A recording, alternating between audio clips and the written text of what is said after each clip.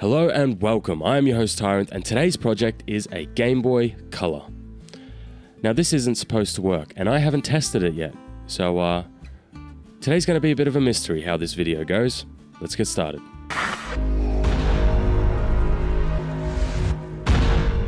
So here I have a Game Boy Color. Now I purchased this in a not working condition. Now I haven't tested it, so I actually don't know if it works or not. The last time we got one of these, the fix was really simple, and it was more of a cleaning than a restoration or anything else.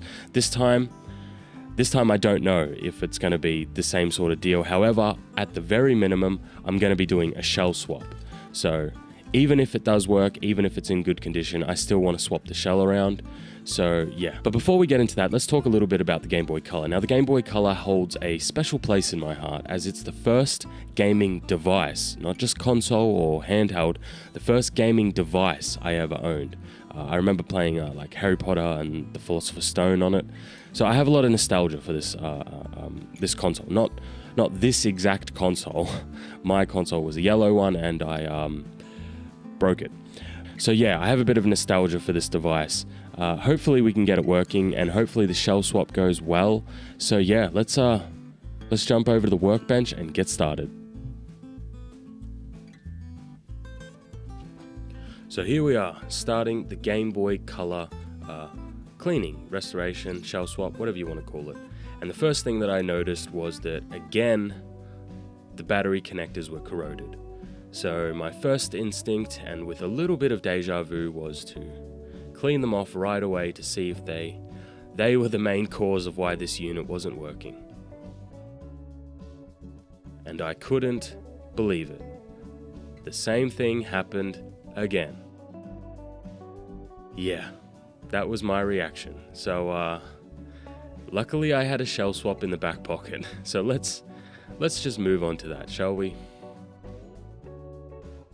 I honestly can't believe my luck. 2 times I've bought from this seller, and both times the problem has been the same thing.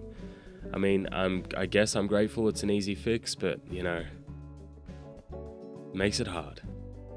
So the first thing I'm going to do is remove all the screws from the case, and then remove the back portion of the shell.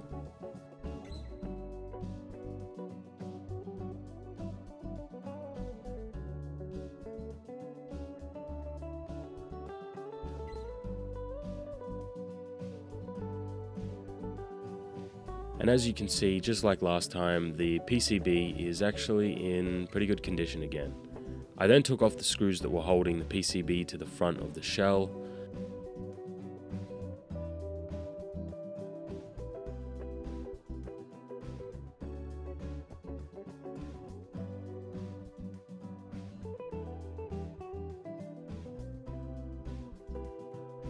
And then after that, remove the ribbon cable connecting the screen to the main board. Then the PCB should just lift right out.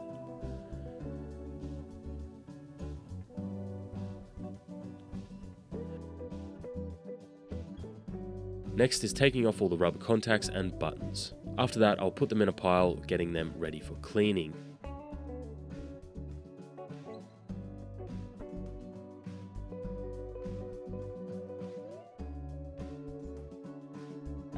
I then will take out the new shell and get it ready for installing all of the parts. First up is the screen. Now I want to keep as much of the original parts as possible, so I will be taking out the actual plastic screen cover and reusing it on the new shell. Even though it does have a few scratches and marks, I still want to reuse it. I'll take the screen out by simply bending the plastic shell a little bit, and the adhesive holding it will instantly snap off without damaging the screen. I will then take out the plastic screen cover and immediately put that on the new shell, and then place them face down so that no dust or lint will actually get inside of the shell.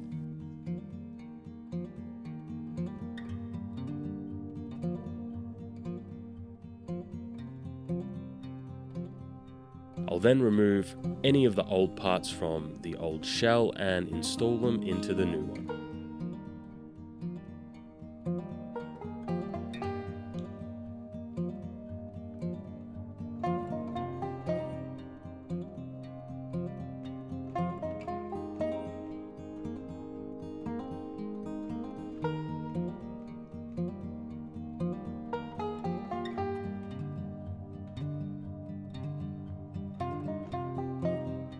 use a toothbrush to clean all of the rubber contacts and plastic buttons in some warm, soapy water. This won't damage any of the parts, and it should remove any of the dirt and grime.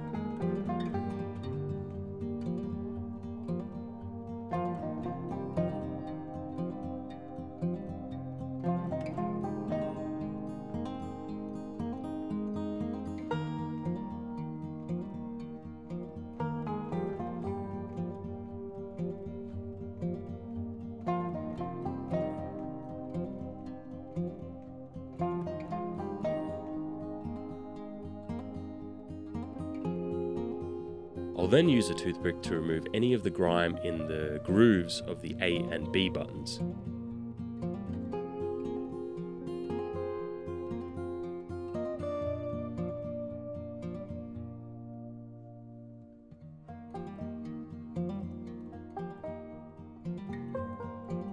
So now it's time to put our clean parts into the new shell. I'll start off by putting in the D-pad, then the A and B buttons, and making sure not to forget putting in the rubber contacts.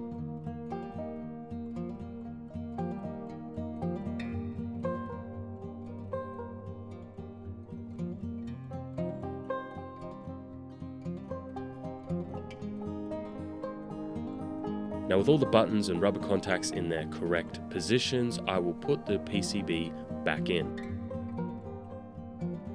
Making sure that it's seated correctly and slots into place, I'll then put in the 2 screws that actually hold it onto the shell.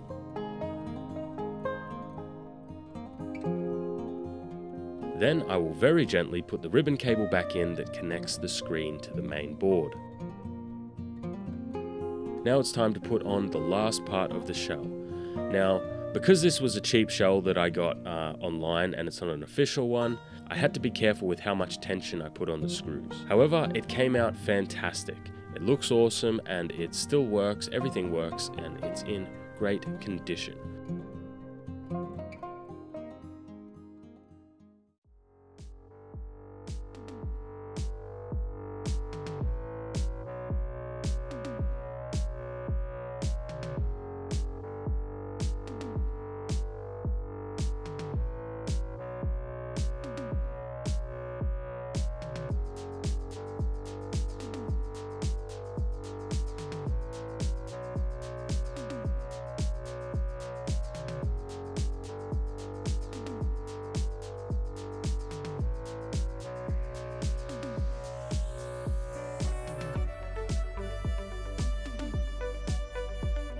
So here we are back at the set and everything works, everything's in good condition. You can see why I didn't want to call it a restoration this time, because it was just, everything was in immaculate condition, and the problem that was stopping it from turning on was basically identical to last time. The battery connectors had some corrosion, a bit of acid leakage on them, and it was stopping, the power getting to the main board. But just scrape that off a bit and up and running. So pretty much identical to last time, but this time I was ready and had a shell swap ready to go, because I actually wanted to change the shell. I keep trying to do restorations, but everything's arriving in too good of a condition. But no, I'm really happy with how this one came out. I like the shell. I like the atomic purple more than the pinky red color. So now I've got 3 Game Boys in my collection. Maybe one day I'll do like a full collection of all my handhelds, but for now, just the Game Boy ones. So yeah. Thanks for watching, guys. As always, leave a comment down below of something you want to see in a future build. And yeah, I'll see you in another video. Have a good one.